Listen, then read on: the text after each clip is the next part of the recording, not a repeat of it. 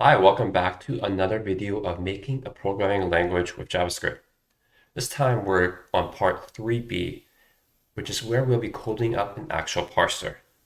And this corresponds to chapter 6 of the book, Crafting Interpreters. Let's get started. First off, I want to give a demo of what the end product will look like after today's coding. So first off, I'm going to run our source/main.js just to bring up a repo here, and then bring up this, and then type in this expression 6 minus 3 divided by 1. And you can tell here that this is a little bit trickier than what we've seen previously, because 3 divided by 1 has to be done before the 6 minus this expression here. So it's not quite sequential as we've seen before. It's a bit trickier. And when we enter that, what we'll see here is that first off, the tokens this will scan are very sequential. You have the number 6, the minus sign, number 3, division sign, and number 1. So it's very sequential. But then our parser will be able to parse a series of tokens and give you this nested grammar here. So this whole thing will say that, okay, this whole thing is a binary expression where the left side is the number 6. Yep. The operator here is the minus sign. Yep, minus sign here. But what's on the right side here? The right side is the whole binary expression. The right side is not just 3 here. Right side is 3 divided by 1. And then you can see that when we put it through the AST printer, it'll look like this. And this means that it's able to see that 3 divided by 1 is a binary expression by itself. And then the result of that, you take 6 minus the result of that.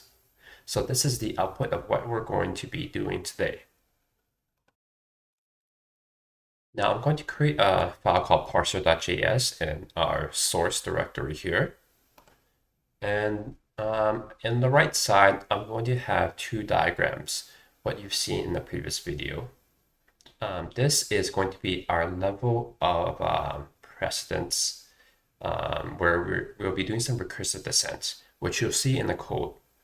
And then this is, again, this is our grammar for our Lox language. I'll be referring to these 2 diagrams as we code here.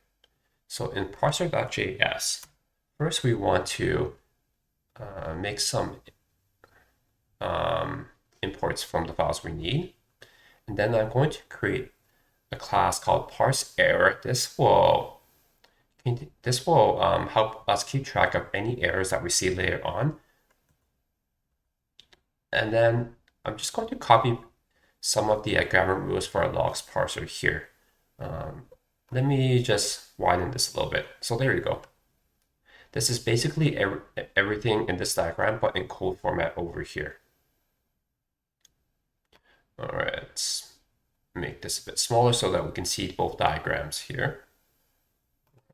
When we create our parser, what we want to do is to keep track of all the tokens we parse that we pass into this class. It's going to be in here, and then this .current is going to be the position that we're parsing for each token. So we're going to start off at 0. And then our main function here is parse. So when we parse something, we're going to return this expression. If we have an error, and if it's an instance of parse error, which we'll be throwing later on, we're just going to return null. So whenever we hit an error, we're going to return null and just not return anything at all. So that's so that we have some expected error handling there. If it's something else, we'll throw that error. So why are we only passing this expression when we parse something? So remember in our level of precedence here, everything from top to bottom is low to high precedence here.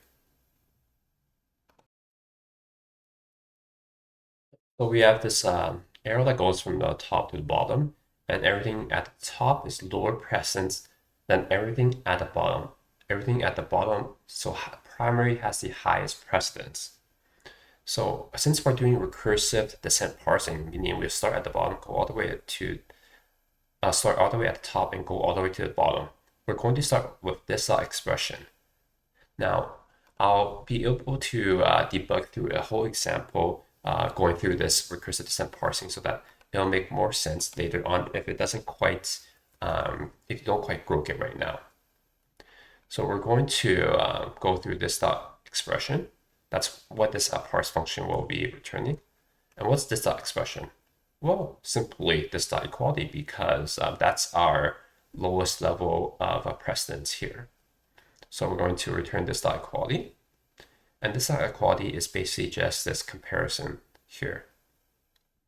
This means that we're going to, so the expression is going to be calling this dot expression, and then it's going to see if it matches any of these two token types, a bang equal or an equal equal. And if it does, then we're going to parse the right side again, calling this dot comparison, and then return this binary expression here. And you can see that binary expression is basically just an operator with an expression on the left and the right side here. All right, next up, we do need a few handy functions to help us out. So here we're calling this dot match. What does that actually do? Well, this match takes in an array of types, and then iterates through each type, and then checks if basically where we're currently at matches that type. Does our character currently match a bang equal or an equal equal? And if it does match, we're going to advance our cursor, which is this dot current, and return true. So otherwise, if it's no match, we just return false. And if we return false, none of this while loop gets matched. So here we have this dot check. What does that do? Well, it checks if it's at the end, it returns false. Otherwise, it checks if where we're currently at, that type matches the type we want to check. All right. And if it does match, we advance our this dot current. So if it's not at the end, then we do this dot current plus plus, advance it. And then if we do need to return it, we return previous. So why are we returning previous again? Because we've actually advanced this dot current. So we want to return where we were at. And then one more handy function is that n basically just checks if our token type is end of file. Oh, and one more here, peak. What does peak do? It basically checks if the token we're currently, basically just returns the token that we're currently at. And previous returned the token that is this the current -1. So these are all the handy functions that we'll need. And then the next level of precedence is comparison. Comparison checks if we have a term expression followed by one of these comparison operators of another term here. So that means that we're going to call this dot term, and that's going to be our expression on the left side. And then once we've called that, we're going to check if the next token matches one of these things, greater or equal, less than or equal. And if it does match here, then our expression on the right side, we're going to call this dot term, and then we're going to return a new binary expression, which is basically just the term on the left, a comparison operator, and then the term on the right. And again, if there is no match, then we just return this dot term. So what is this dot term? This dot term looks at if there is a factor, and then an operator with a minus or plus, and then another factor. So same thing here. And then, so the expression on the left side and the right side is going to call this dot factor. So this dot factor here, this dot factor. So what is this dot factor here? This dot factor is going to check that the left and right expression is going to call this dot unary. And then the operator, it's going to see if there's a match for the division or the multiply sign. And this is because division and multiply is higher precedence than minus and plus. And minus and plus is higher precedence than these comparison operators and so on. So this dot factor is going to call this dot unary. Now this dot unary, where we're almost at the terminal, so that's what, and also this dot unary is actually right associative. So it's a bit different from the other ones in that it'll actually check if we have a bang or the minus sign first. If there is, then we're going to return a unary operator with this unary object with the operator, which is a bang or the minus, and then the unary expression or a primary expression. And this is where it can get a bit interesting here. It calls itself because this unary rule can either be a unary or a primary. And if it's a primary, it's going to return this dot primary. And the primary can be one of these things here: a number, a string, true, false, nil, or an expression that is surrounded by parentheses here. So if we have a match for the false token, we return false. If we have a match for true, we return true. If we have a match for nil, we return null. If we have a match for the number or string token, we're just going to return the literal, which is either a number or a string. And finally, if we match it left parentheses, we're going to call this dot expression all again, because the expression can be one of these things here. And then we're going to consume the right parentheses. And if we don't get that right parentheses, we're going to throw an error, which we'll see later on. And then we're going to return a grouping object with our expression in the middle here. Now, if we get to primary and none of these cases match, it means that there's a token that can't start an expression, and we're going to throw an error. No. So then we need to understand what's happening in this .consume here. What this .consume does is check if the type we want you pass in is there, and if it does, we're going to advance. So in this case, if we pass in the right parentheses and it does pass a test, we're going to advance and move our cursor past that right parentheses. Otherwise, we're going to throw this .error. And then we're at the point where we're going to look at how error handling works. This .error is going to call Lox.parse_error with a token and a message, and it's going to return our class parse error.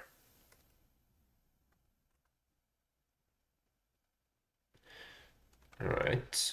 And after catching an error, we do want to do a couple of things as well.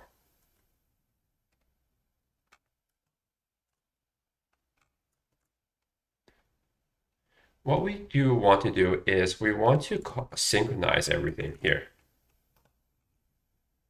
We won't be looking at this yet, but we'll have this function for use later on. So whenever we catch something like a parse error, we want to throw all the tokens that would likely cause the error, and then keep on throwing away those tokens until it finds a statement boundary that we can use, meaning a semicolon. So synchronize just calls this .advance, and if it's not at the end, it's going and then the token type is not a semicolon. It's basically just going to see if we have a new statement boundary, like a class, a function, a for, if, or any of this, and then if it does, we return. Otherwise, we keep on advancing until we hit a statement that we can begin fresh and parse something new. Now that we have our parser, we're going to throw that into our class Lox.js. Our Lox.js run method previously just took in a source, passed it through the scanner, and then returned the tokens. So here we're going to throw our parser into. We're going to delete the last few lines here in this for loop. And then we're going to paste in. So we're going to call a new parser of the tokens. And then once we have our parser class, we're going to call parser.parse to get the expressions. Now, if there was any syntax error, we're just going to return it and pause there. But otherwise, we're going to call our AST printer and then prints our expression.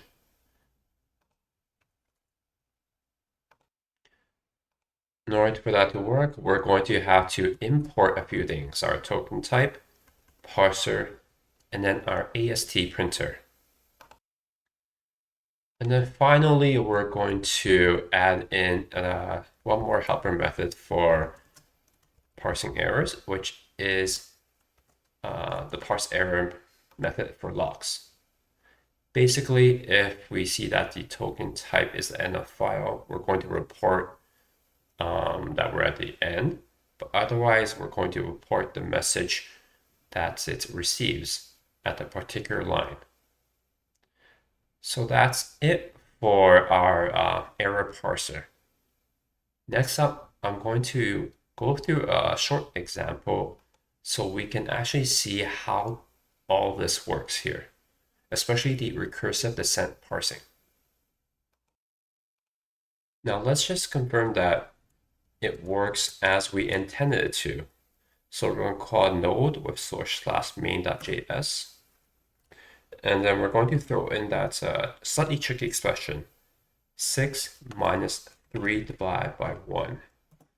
And we can see that it does return what we expect. 3 divided by 1 is grouped, and then 6 minus the result of this group here. All right, let's get started with going through our JavaScript debugger to actually step through our parser. So under parse, right before this expression, we're going to throw in a debugger. So this is under Parser.js, line 28, throwing in a debugger. And then we're going to call node with a -- inspect source/main.js. And then our bugger is now attached. We're going to call 6 minus 3 divided by 1 as our expression.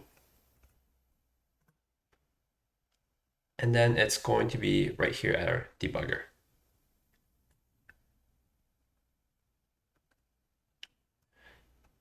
So we do want a few things. So on our left side, we have our variables, and then we're going to watch where the start current is, and then also the token at our at the position of the start current. So right now we're at 6, right? And then we can see that the tokens that are passed in is 6 minus 3 divided by 1, semicolon here.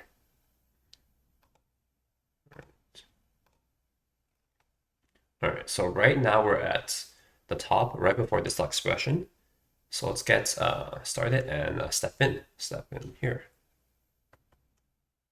We're going to step into this expression.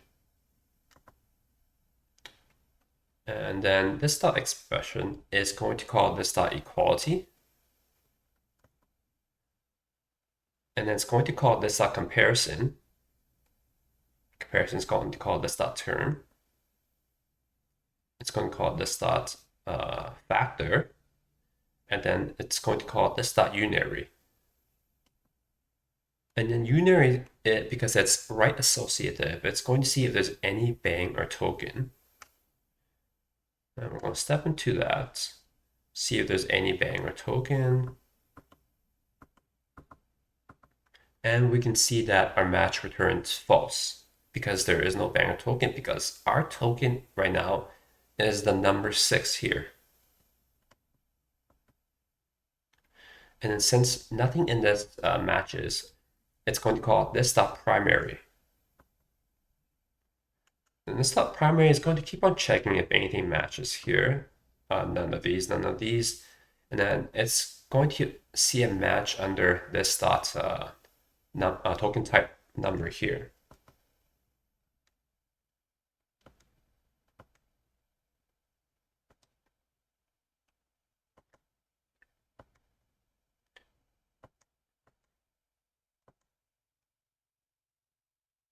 All right, so that's what's checking here. So basically what we peeked here is, let's keep going a few more steps actually. Okay, so we see that the return value for check is true because right now we're at the number 6, and then the type we're checking for if is a number, and that is indeed the case for the number 6. So because this dot check is true, we're going to advance. And what does advance do? Advance basically just calls, let's keep going, keep going. So it's going to call this dot current and then add 1 to it. So see, it's currently 0. We're going to move it up by 1. And so now we're on the minus sign here. And the match is going to return true.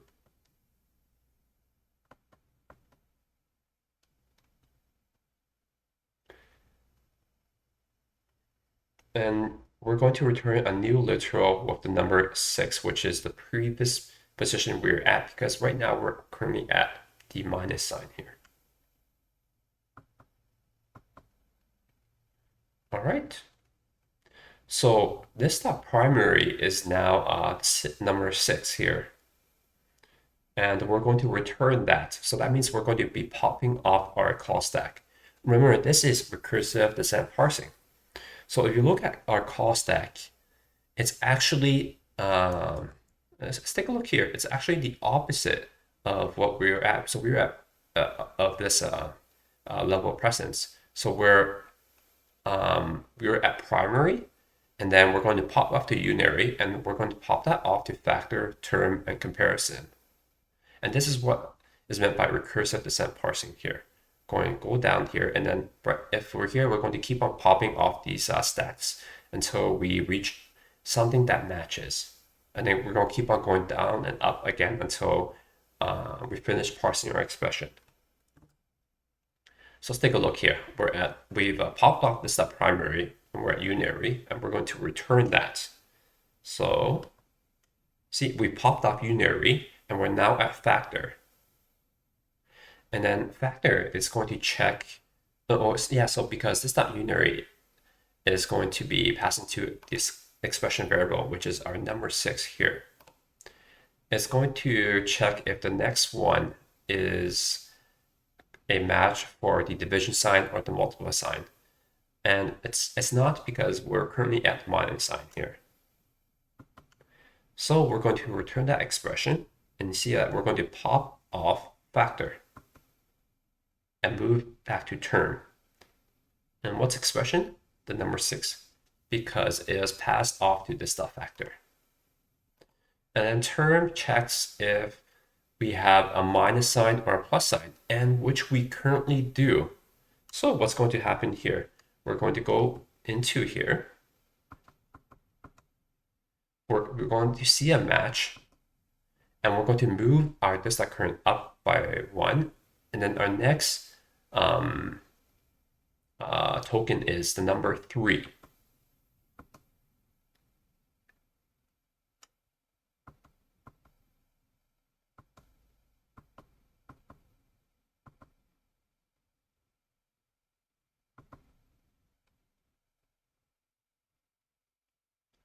All right, so what just happened there? I did move through it a bit quicker, but we can see that this dot factor here was called again with the expression on the right side.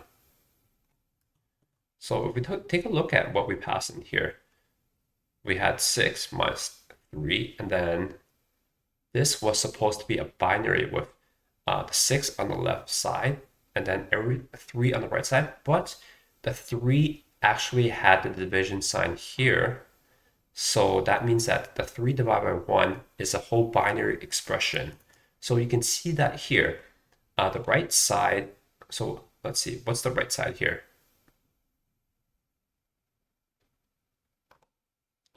The right side,